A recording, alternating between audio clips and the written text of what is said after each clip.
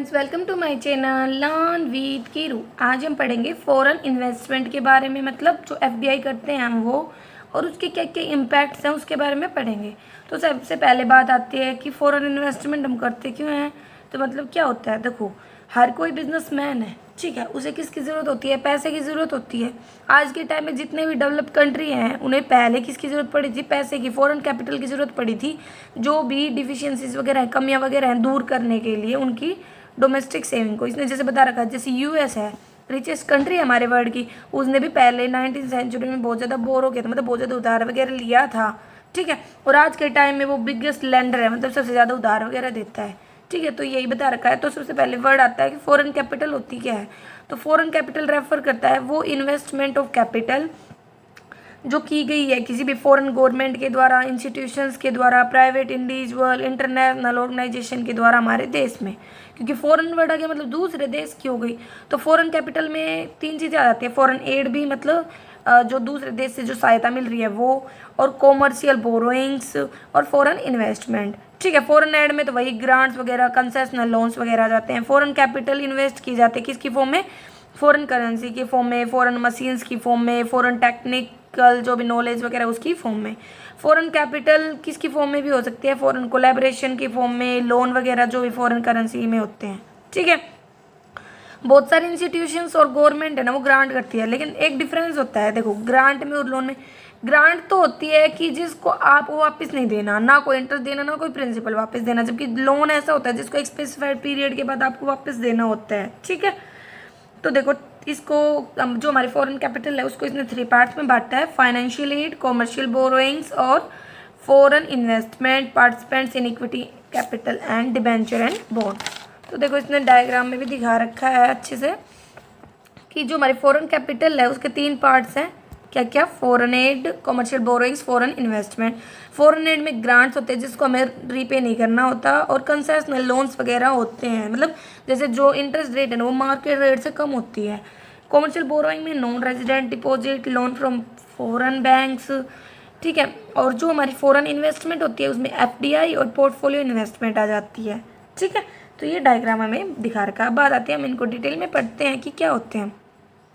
Foreign add कहता है कि जो फॉरेन कैपिटल होती है वो दूसरे देशों से आ रही है किस फॉर्म में, फॉरेन एड की फॉर्म में, मतलब हेल्प की फॉर्म में। फॉरेन एड रेफर करता है भाई कंसेशनल लोन मिलना, ग्रांट वगैरह मिलना एब्रोड से, क्योंकि जो रेट ऑफ इंटरेस्ट होते हैं ना ऐसे लोन्स पर वो बहुत ज़्यादा कम होती है कंपेयर करें अगर मार्केट रेट से, और जो यूजली रीपेमेंट का पीरियड होता है वो भी बहुत ज़्यादा होता है। फॉरेन एड आप है ना गवर्नमेंट वगैरह से भी ले सकते हो, इंस्टीट्यूशंस होते हैं जो दूसरे देशों की उनसे भी ले सकते हो। तो इसने बता रखा है ग्रांट क्या होते हैं। तो ग्रांट एक पार्ट होता है फॉरेन एड का जो रिसीव होती है ग्रांट्स की फॉर्म में। इसमें कोई रीपेमेंट नहीं होती, मतलब आपको एक टाइम पीरियड के बाद कोई पैसा वापस नहीं देना, ना तो इंटरेस्ट पे करना, ना ही उसका जो प्रिंसिपल अमाउंट है, जो कैपिटल अमाउंट आपको मिली है वो पे करना। कंसेशनल लोन और सॉफ्ट लोन क्या होता है, कहता है कि जो रेट ऑफ इंटरेस्ट होता है ना ऐसे लोन पर वो कम होता है मार्केट रेट ऑफ इंटरेस्ट से, ठीक है। मतलब भाई बहुत सस्ती दर पर लोन मिलता है। जो रीपेमेंट पीरियड होता है वो भी ज़्यादा होता है। ये लोन होते हैं, ये दिए जाते हैं डेवलपिंग कंट्रीज़ को, किसके द्वारा, डेवलपमेंट प्रोजेक्ट वगैरह के लिए, मतलब जो भी बैलेंस ऑफ पेमेंट में डिफिशिएट वगैरह उसको पूरा करने का। मतलब जब हमारे एक्सपोर्ट होते हैं ना, एक्सपोर्ट वो कम होते हैं और इम्पोर्ट ज़्यादा होते हैं, ठीक है। लोन फ्रॉम फॉरेन गवर्नमेंट कहता है कि इस केस में जो गवर्नमेंट होती है ना एक कंट्री की, वो लोन देती है दूसरी गवर्नमेंट को। तो मतलब ये बता रखा है कंसेशनल लोन में आप गवर्नमेंट से भी ले सकते हो और जो इंटरनेशनल इंस्टीट्यूशन उनसे भी ले सकते हो। तो गवर्नमेंट 2 प्रकार के देते हैं। एक तो प्रोजेक्ट लोन के लिए भाई वो स्पेसिफिक प्रोजेक्ट पूरा करने के लिए लोन दिया, और नॉन प्रोजेक्ट लोन में क्या होता है कि ये कोई पर्टिकुलर प्रोजेक्ट लिए नहीं है बल्कि आप उसको कहीं भी यूज़ कर सकते हो। फिर आता है इंटरनेशनल इंस्टीट्यूशन से, तो कहता है इंटरनेशनल इंस्टीट्यूशन में आते हैं world bank, international monetary fund, Asian development bank, ये सब। ये क्या करते हैं, फॉरेन कैपिटल वगैरह प्रोवाइड करवाते हैं लोन की फॉर्म में, जो हम यूज़ कर सकते हैं प्रोजेक्ट और नॉन प्रोजेक्ट लोन के फॉर्म में। अब आते हैं कॉमर्शियल बोरोइंग। कॉमर्शियल बोरोइंग होती है जब हम दूसरे देश के बैंकों वगैरह से बोरो वगैरह करके चलते हैं मार्केट रेट ऑफ इंटरेस्ट पर। जो इसकी रेट ऑफ इंटरेस्ट होती है ना वो हमारी फॉरेन एड से ज़्यादा होती है, ठीक है, और जो इसका टाइम पीरियड होता है वो इससे कम होता है। फिर बात आती है इसके अंतर्गत, तो इसके अंतर्गत लोन फ्रॉम फॉरेन बैंक्स या नॉन डिपॉजिट, जो नॉन रेजिडेंट डिपॉजिट्स हैं वो आती हैं। तो लोन फ्रॉम फॉरेन बैंक्स में भाई जो भी हमारी गवर्नमेंट है वो राइज कर लेती है फॉरेन बैंक से पैसे लाके, एक्सिम बैंक है, जापानीज एक्सिम बैंक हो गया, ईसीजीसी हो गया, ये सब, ठीक है। क्योंकि इसमें नाम यार एक्सपोर्ट क्रेडिट, मतलब एक्सपोर्ट से रिलेटेड वगैरह जो लोन वगैरह देने में हमारी हेल्प करते हैं। नॉन रेजिडेंट डिपॉजिट्स में बता रखा है कि देखो जो हमारे देश में नहीं रहता, लेकिन वो क्या करता है कि उसने एक खाता खोल रखा है, उसमें वो अपने पैसे वगैरह जमा करवाता है, तो वो हमारे लिए तो पैसे की फॉर्म में आ रहा है जिसका हम यूज कर सकते हैं। तो देखो मैंने यहाँ पे नाम भी लिखा है। जो एनआरईसी अकाउंट होता है ना, वो होता है नॉन रेजिडेंट एक्सटर्नल अकाउंट, एक सेविंग अकाउंट होता है। तो एक इंपॉर्टेंट सोर्स हो गया कॉमर्शियल बोरोइंग का, जो इनफ्लो करवाता है नॉन रेजिडेंट डिपॉजिट्स को। जो नॉन रेजिडेंट डिपॉजिट्स होते हैं उसको एक मेजर कॉम्पोनेंट्स माना जाता है हमारे देश में फॉरेन कैपिटल का इनफ्लो का। फिर आती है फॉरेन इन्वेस्टमेंट। फॉरेन इन्वेस्टमेंट वही है, दो फॉर्म में बांट रखी है, foreign direct investment, portfolio. Foreign direct में कंट्रोल करना मैनेजमेंट के ऊपर, लॉन्ग टर्म कंसिडर, मतलब लंबे सोच के चलना कि हाँ भाई मेरे को लंबे पीरियड तक वहाँ पे अपने बिजनेस को मूव करवाना है। पोर्टफोलियो में होता है कि कोई कंट्रोल नहीं होता मैनेजमेंट पे और शॉर्ट टर्म के लिए सोच के चलता है। फिर ये होता है भाई खुद की हुलियान सब्सिडी एस्टेब्लिश करना, परचेजिंग शेयर्स, मतलब उसके जो भी देश है वहाँ पे ना उसके शेयर्स वगैरह को एक्वायर करना। फॉरेन कोलैबोरेशन मतलब दूसरे देश की कंपनी वगैरह के साथ कोलैबोरेट करना। पोर्टफोलियो में कहता है कि भाई हम इन्वेस्ट करते हैं फॉरेन इंस्टीट्यूशनल इन्वेस्टर की फॉर्म में, इश्यू करते हैं GDR, ADR, FCCB जो भी इंडियन कंपनीज होते हैं उनके द्वारा।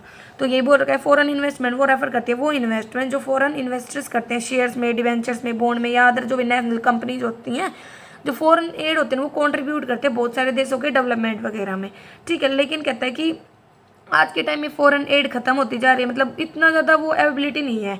और ऐसे कॉमर्शियल बोइंग है वहाँ पे भी इंटरेस्ट रेट बहुत जाता है मार्केट रेट के करीब। तो इसलिए हमारे लिए है ना फॉरेन जो इन्वेस्टमेंट होता है वो एक सूटेबल टूल बनता है, एक सूटेबल तरीका बनता है जिससे हम दूसरे देश से पैसा वगैरह राइज कर सकते हैं। तो अब हम इनको डिटेल में पढ़ते हैं। भाई फॉरेन इन्वेस्टमेंट के लिए FDI आता है। पहला FDI का मतलब होता है कि ये जो फॉरेन कंपनीज करके चलती है, मतलब अपनी हुलिया और सब्सिडरी वगैरह एस्टैब्लिश कर लेती है दूसरे देशों में और मैनेज करती है वहाँ से उसको परचेज करना शेयर्स वगैरह, ठीक है, दूसरे देश की कंपनी वगैरह के। किसके लिए? मैनेज करने के लिए ऐसी कंपनीज को। मेन फीचर यही है फॉरेन डायरेक्ट इन्वेस्टमेंट का कि जो नेटिव कंपनीज होते हैं, मतलब जो देश की कंपनीज वगैरह होती है वो मैनेज की जाती है फॉरेन कंपनीज के द्वारा, क्योंकि वो इनमें आके पैसा लगा देती हैं, इनसे शेयर वगैरह खरीद लेती हैं, ठीक है, या वो अपनी खुद की कंपनी एस्टैब्लिश कर लेती है होस्ट नेशंस में, ठीक है। इसके लिए वो खुद ही रिस्क के लिए रिस्पॉन्सिबल होते हैं और खुद ही प्रॉफिट एंड लॉस के लिए रिस्पॉन्सिबल होते हैं। तो इसमें बता रखे किस फॉर्म में हो सकता है। देखो डोमेस्टिक प्राइवेट कंपनी और जो फॉरेन प्राइवेट कंपनी है वो दोनों कोलैबोरेट हो जाएं, या गवर्नमेंट की जो होस्ट नेशंस है और जो फॉरेन प्राइवेट कंपनी है वो कोलैबोरेट कर लें, या गवर्नमेंट ऑफ होस्ट नेशन या फॉरेन गवर्नमेंट दोनों कोलैबोरेट कर लें, ठीक है। तो इस तरीके से FDI हो सकता है। फिर आता है पोर्टफोलियो इन्वेस्टमेंट। तो पोर्टफोलियो इन्वेस्टमेंट में इसमें इन्वेस्टमेंट होते हैं जो भी कंपनी होती है ना, फॉरेन जो इंस्टीट्यूशंस होते हैं वो क्या करती हैं शेयर्स वगैरह डिबेंचर्स वगैरह खरीद लेती है, या और उनका ना कोई कंट्रोल नहीं होता। उसका कंट्रोल जो होता है ना कंपनी की मैनेजमेंट का वो सारा हमारे देश की कंपनी के याद में होता है, क्योंकि 10% से भी कम इन्वेस्टमेंट की जाते हैं इनके द्वारा, ठीक है। जैसे इसने बता रखा है फिक्स रेट ऑफ इंटरेस्ट की गारंटी होती है, ये सब। मेन डिफरेंस यही है फॉरेन डायरेक्ट इन्वेस्टमेंट और पोर्टफोलियो में कि एक में कंट्रोल वगैरह मैनेज करने की रिस्क वगैरह की जिम्मेवारी होती है और एक में नहीं होती है ऐसी, ठीक है। अब बात आती है कि भाई फॉरेन डायरेक्ट इन्वेस्टमेंट है वो हम करते क्यों हैं, FDI की जरूरत वगैरह क्यों होता है, नीड्स क्या है।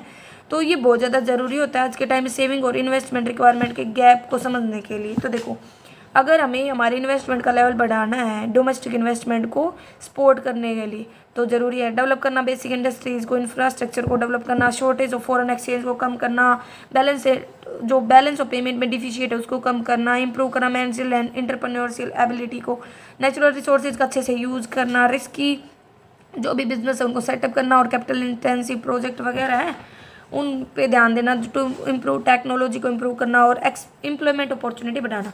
इनके अलावा आप ये भी कह सकते हो भाई चॉइस वगैरह है उसकी नीड्स भी बढ़ जाती है, मतलब अगर हमें किसी टाइम पर रिक्वायरमेंट पड़ती है किसी चीज़ की तो हम उसको आसानी से इंपोर्ट वगैरह कर सकते हैं। इन सब चीज़ों के लिए भी ज़रूरी है, ठीक है, अच्छे कंपटीशन के लिए, मतलब अच्छी क्वालिटी फेयर प्राइसेस पर स्टैंडर्ड लिविंग को इम्प्रूव कर, क्योंकि जब कंपटीशन बढ़ता है दूसरे देश के इन्वेस्टर्स आते हैं तो ना वो जो प्रोडक्ट होता है इन्वेस्टर उसकी क्वालिटी वगैरह में इंप्रूव करने की कोशिश करते हैं, क्योंकि उन्हें लगता है कि इन्वेस्टर बहुत ज़्यादा है, कंपटीशन बहुत ज़्यादा है। तो मतलब बहुत सारे ऑब्जेक्टिव वगैरह नीड्स वगैरह लिख सकते हो। अब बात आते हैं कि फैक्टर कौन कौन से जो इन्फ्लुएंस करके चलते हैं FDI को। तो 3 पार्ट में बांट रखा है, सप्लाई साइड, डिमांड साइड और अदर फैक्टर। सप्लाई साइड में कहता है कि जो इंटरनेशनल बिजनेस यूनिट होते हैं ना वो इन्वेस्ट करते हैं कैपिटल दूसरे देशों में। क्यों? क्योंकि वहाँ पे ना लो कॉस्ट ऑफ इनपुट्स होती है, लो कॉस्ट ऑफ लेबर होती है, रॉ मटेरियल होते हैं। तो FDI डिसीजन इन्फ्लुएंस किए जाते हैं सप्लाई से, जो रॉ मटेरियल अवेलेबल है, लेबर है, लॉजिस्टिक है, स्किल्ड ह्यूमन रिसोर्स वगैरह है, यही हमारे सप्लाई साइड फैक्टर होते हैं। तो देखो पहला बता रखा है लेबर एट लो कॉस्ट, लगा लो किसी ने ट्रेड मोड अपना रखा है तो वो वहाँ पे सामान को अपने देश में बनाएगा फिर बेचेगा, बहुत ज़्यादा खर्चा आएगा, ठीक है। लेकिन अगर उसे ना दूसरे देश की चीप लेबर का फ़ायदा उठाना है, मतलब देखो अगर किसी देश में बहुत सस्ती मात्रा में लेबर मिलती है बहुत सस्ती दर पे, तो वो क्या करेगा, वो अपनी यूनिट वहाँ पे एस्टेब्लिश करने की कोशिश करेगा। तो एफडीआई क्या होगी, वहाँ से अफेक्ट होगी, अट्रैक्ट होगी उस देश में जहाँ पे चीप लेबर अवेलेबल होगी। चीप लेबर अवेलेबल होती क्यों है, पॉपुलेशन साइज लार्ज बहुत ज़्यादा पॉपुलेशन होगी तो नॉर्मल सी बात है, एम्प्लॉयमेंट अपॉर्चुनिटी कम होगी तो वो चीप में मिलेगी। रॉ मटेरियल की अवेलेबिलिटी, ज़्यादातर जो एमएनसी होती है वो ऐसी जगह पर प्रोडक्शन करना मतलब प्रेफरेंस करती है जहाँ पे रॉ मटेरियल बहुत अच्छी क्वालिटी का मिले और सस्ती मात्रा में मिले। तो इससे क्या होगा, उन देशों में एफडीआई बढ़ेगी जहाँ पे रॉ मटेरियल बहुत सस्ती क्वालिटी मतलब सस्ते प्राइस पर अच्छी क्वांटिटी में मिले और अच्छी क्वालिटी का मिले, ठीक है। क्योंकि इससे क्या होगी, देखो अगर वो अपने ही देश में प्रोडक्शन करेगा फिर उसको भेजेगा तो ना ट्रांसपोर्टेशन कॉस्ट वगैरह को नहीं बचा पाएगा। लेकिन इस ऐसे देश में अपनी यूनिट वगैरह एस्टेब्लिश करे जहाँ पे सस्ती मात्रा में रॉ मटेरियल वगैरह मिल रहे हैं, तो इससे उसकी देखो ट्रांसपोर्टेशन कॉस्ट भी बचेगी, जो इनपुट कॉस्ट आ रही है वो भी कम होगी। लॉन्ग डिस्टेंस, देखो अगर वो खुद के देश में प्रोडक्ट बना रहा है फिर दूसरे देश में बेच रहा है तो डिस्टेंस कितनी ज़्यादा होती है, इससे क्या होता है ट्रांसपोर्ट के जो कॉस्ट होते हैं वो बढ़ती है, प्रॉब्लम भी आती है उसको एक दूसरे जगह से ट्रांसफ़र करने में क्योंकि प्रोसीजर बहुत ज़्यादा हार्ड हो जाता है। लेकिन अगर वो उसी देश पर खुद की यूनिट एस्टेब्लिश करके फिर वो उसको बेचे तो वो डिस्टेंस को कम कर सकता है। तो इसमें ये कौन सा मीडियम होता है, ये हमारा एफडीआई होता है। तो देखो बहुत सारे जो एमएनसीज होते हैं उनके मार्केट होते हैं पूरे वर्ल्ड में, तो वो एक्सपोर्ट रूट को अगर अपनाती हैं तो क्या होगा, इससे ट्रांसपोर्टेशन कॉस्ट बहुत ज़्यादा आएगी। लेकिन अगर वो खुद की यूनिट वगैरह को एस्टेब्लिश करके चले तो इससे क्या होगा, प्रोडक्शन सेंटर एस्टेब्लिश करेंगे अलग अलग जगह पर और उनके लिए इजी हो जाएगा। और ability of skilled work for skill मतलब जिसको अच्छी नॉलेज वगैरह है, तो जो इंडस्ट्रीज़ वगैरह है लाइक इंफॉर्मेशन टेक्नोलॉजी वगैरह की जरूरत होती है, कुछ इंडस्ट्रीज़ को स्किल्ड वर्कफोर्स की जरूरत होती है like software engineer, IT engineer, hardware वगैरह। तो ऐसी एमएनसीज क्या करती है, अपनी सब्सिडी यूनिट वगैरह एस्टेब्लिश कर लेती हैं ताकि उन स्किल्ड वर्कफोर्स का फ़ायदा ले पाए क्योंकि वो उन्हें वहाँ पे इजीली अवेलेबल हो रहे हैं।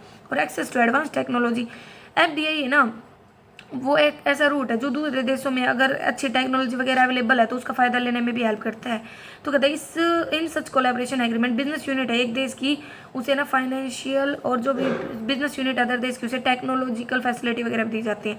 तो यही कारण है कि देखो इसमें 6 पॉइंट बताए हैं सप्लाई साइड से कि भाई अच्छा रॉ मटेरियल अवेलेबल हो, अच्छी लेबर मतलब ईजी या कम कॉस्ट पर लेबर अवेलेबल हो, लॉन्ग डिस्टेंस को कम करना हो, स्किल्ड वर्कफोर्स का फ़ायदा उठाना हो या टेक्नोलॉजी का फ़ायदा उठाना हो। तो जो एफडीआई मोड होता है ना वो बहुत ज़्यादा अच्छा होता है, तो ये मतलब अट्रैक्ट करता है एफडीआई को। डिमांड साइड कौन कौन से फैक्टर होते हैं, देखो लार्ज कस्टमर बेस है, एमएनसी देखती है ऐसे मार्केट को जहाँ पे बहुत ज़्यादा डिमांड हो, ठीक है, और पॉपुलेशन साइज जहाँ पे ज़्यादा हो, तो एमएनसी प्रेफर करते हैं ऐसे नेशंस में जहाँ पे लोगों का डिमांड बहुत ज़्यादा है। तो जहाँ पे कस्टमर बेस ज़्यादा होगा, डिमांड ज़्यादा होगी, वहाँ पे एमएनसी अट्रैक्ट होंगे अपने बिजनेस को एस्टेब्लिश वगैरह करने के लिए। फिर आती है इंटरनेशनल इमेज, अगर देखो किसी एमएनसी की इमेज बहुत अच्छी है, रेप्यूटेड है, ग्लोबल ब्रांड्स हैं, ग्लोबल ब्रांड इमेज है, सफिशिएंट फाइनेंशियल रिसोर्सेज है, अच्छी क्वालिटी की टेक्नोलॉजी वगैरह है, तो वो उनका अगर अच्छा यूज़ करना चाहती है तो वो क्या करेगी, इन्वेस्ट करेगी दूसरे देशों में, एक्सपेंड करेगी अपने मार्केट बेस को। लोअर मार्केटिंग को, देखो मार्केटिंग कोस्ट क्या होता है कि अपने प्रोडक्ट को प्रोमोट करने के लिए जो भी खर्चा किया जाता है लाइक एडवर्टाइजमेंट वगैरह पे, ठीक है। तो कहता है कि जब जो भी कस्टमर होता है वो क्यों अट्रैक्ट होता है कोई प्रोडक्ट खरीदने के लिए किसी कंपनी की तरफ, अगर वो आफ्टर सेल सर्विस दे रही है तो भी उसकी तरफ अट्रैक्ट होगा। लेकिन लगा लो हम हमारे देश में मार्केटिंग वगैरह कर रहे हैं, हमारे देश में मार्केटिंग यूनिट्स वगैरह हैं, लेकिन हम प्रोडक्ट दूसरे देशों में बेच रहे हैं तो उन्हें आफ्टर सेल सर्विस नहीं मिलेगी। तो उस प्रॉब्लम को सोल्व करने के लिए हेल्प कर सकता है एक टाइप से कहें तो। ये दोनों पॉइंट एक टाइप से हो जाता है, बेटर कस्टमर सर्विस या लोअर मार्केटिंग को। तो देखो एक्सपोर्ट जो रूट होता है वो सेल करता है प्रोडक्ट को दूसरे देशों में, इसमें बहुत ज़्यादा कमीशंस वगैरह होता है इंटरमीडिएट्स वगैरह का, क्योंकि मीडिएटर की हेल्प से ही तो हम सामान वगैरह बेचते हैं, वो खुद के प्राइस वगैरह को भी ऐड करके चल देते हैं, ठीक है। तो इसके कारण क्या होता है, एफडीआई रूट को अडोप्ट किया जाता है, वहाँ पे इन्वेस्टमेंट की जाती है, खुद के मार्केटिंग सेंटर वगैरह एस्टेब्लिश किए जाते हैं ताकि वहीं से ही हम डायरेक्टली डील कर पाएँ कस्टमर से। बेटर कस्टमर सर्विस में यही है कि भाई जो प्रोडक्ट होते हैं ना फॉरेन नेशंस का, जो कस्टमर होते हैं फॉरेन नेशन के, वो मतलब उसको ना अडॉप्ट करने में बहुत ज़्यादा डिफिकल्टी महसूस करते हैं क्योंकि उन्हें आफ्टर सेल सर्विस नहीं मिलती। लेकिन अगर वहाँ पे मार्केटिंग बेस एस्टेब्लिश कर लेंगे तो उन्हें कस्टमर सर्विस मिल जाएंगे, आफ्टर कस्टमर सर्विस, इससे वो अट्रैक्ट होंगे। तो जो दूसरे देश के कस्टमर है वो भी हमारे प्रोडक्ट को प्रेफरेंस देंगे, तो वहाँ पे एफडीआई रूट अच्छा होता है। Less tariff and non tariff barrier, जब ट्रेड रूट अपनाया जाता है ना, एक्सपोर्ट इंपोर्ट किया जाता है, तो वहाँ पे टैरिफ नॉन टैरिफ बैरियर बहुत ज़्यादा होते हैं। इससे क्या होता है कि हमारा बैलेंस ऑफ पेमेंट भी हम फेवरेबल रहता है, इसीलिए बोलता है कि जो हमें आना एफडीआई रूट को अपनाना चाहिए, वहाँ पे हमारी यूनिट वगैरह का एस्टेब्लिश करना चाहिए, प्रोडक्शन करना चाहिए, फिर सामान को बेचना चाहिए, क्योंकि जब हम वहीं पे प्रोडक्शन वगैरह करके सामान बेचेंगे तो टैरिफ नॉन टैरिफ बैरियर्स कम लगेंगे। और अदर फैक्टर में आते हैं incentive offered by government of host nation. दूसरे देश की भी कई बार गवर्नमेंट बहुत सारे इंसेंटिव वगैरह देते हैं एफडीआई वगैरह को अट्रैक्ट करने के लिए, लाइक एज एम्प्लॉयमेंट एवेन्यूज़, या कह सकते हैं कि टैक्स में इंसेंटिव देना, सब्सिडी वगैरह देना। फिर आते हैं shift of main industrial customer. देखो कोई भी देश होता है उसमें एक ऐसा बड़ा इंडस्ट्री होती है जिसके ऊपर बहुत सारी इंडस्ट्री छोटी छोटी डिपेंड करती है, और लगा लो वो इंडस्ट्री अपने बिजनेस को दूसरे देशों में एक्सपेंड कर ले, वहाँ पे शिफ्ट हो जाए, तो जो छोटी छोटी इंडस्ट्री है ना वो भी किसकी तरफ जाएंगी, नेशनलाइजेशन की तरफ। मतलब इंडस्ट्रियल जो हाउसिंग है वो भी क्या करेंगे, अपने बिजनेस को दूसरे देशों में शिफ्ट करने की कोशिश करेंगे। ठीक है, मतलब नेशनल बिजनेस से इंटरनेशनल बिजनेस की तरफ शिफ्ट होंगी। तो इससे क्या होगा, एफडीआई रूट है वो डेवलप होगा, वो उसको अडोप्ट वगैरह किया जाएगा। तो ये हमारे बहुत सारे फैक्टर्स हैं। इससे आगे नेक्स्ट पार्ट में हम इससे आगे पढ़ेंगे। अगर आपको यहाँ तक कोई भी कन्फ्यूजन हो तो आप कमेंट करके पूछ सकते हैं। मेरी वीडियो कैसी लगी कमेंट करके जरूर बताएं। इसे लाइक करें, सब्सक्राइब करें और शेयर करें। Thank you.